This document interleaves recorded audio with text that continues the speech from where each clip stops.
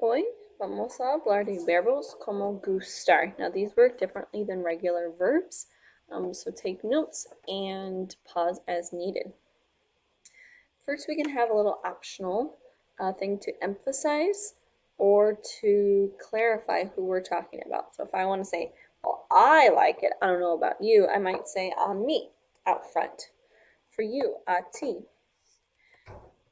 For he or she, a él, a ella, a usted, or a, then followed by a name, a Clara, a nosotros, a nosotras, or a ellos, a ustedes.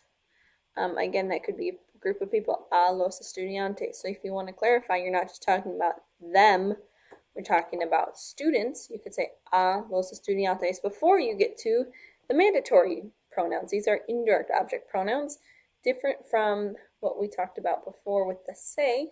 Now we're using me, te, le, nos, and les for gustar. If we were to use gustar as an example, we would have gusta followed by a singular word, usually with an L or a la, or a verb, so a verb infinitive.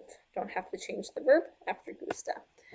If you choose gustan, a plural better come after it, so los gatos, or whatever it may be. We've been through this formula before. There are four additional verbs, or four verbs in total, I should say, that we will focus on for this. Gustar, of course, to like, so we could say gusta or gustan. And sometimes we say pleasing, like for example, the dogs are pleasing to us. The dogs are actually the subject, that's why it's gustan. So whichever way you want to think of it on these verbs, that's what you can do. In Kantar, we usually say to love.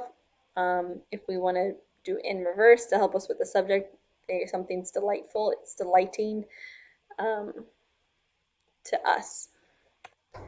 Importar, importar is important to me, it matters to me, dogs matter to me. Dogs is the subject. In English, we might say dogs are important. And interesar, to be interested in. I'm interested in dogs. Dogs are interesting to me. So however way it helps you choose the right thing, think of it that way. So gustar, gusta, gustan. Encantar could be encanta, encantan. Same thing with importa, importan, interesa, interesan. There's only for these four verbs, there's only two ways we are going to actually write them. Here's an example if you want to see it all written down. A ti te interesan los animales. Notice I matched interesan with los animales. It was plural. I did the optional a ti as well. Do animals interest you? So here's how it might look to a Spanish speaker. Animals is the subject. They interest who? You. In English, it's a little more fluid to say, are you interested in animals? But they're essentially saying the same thing. So if you can follow your formula across, you should be good to go on verbs like gustar.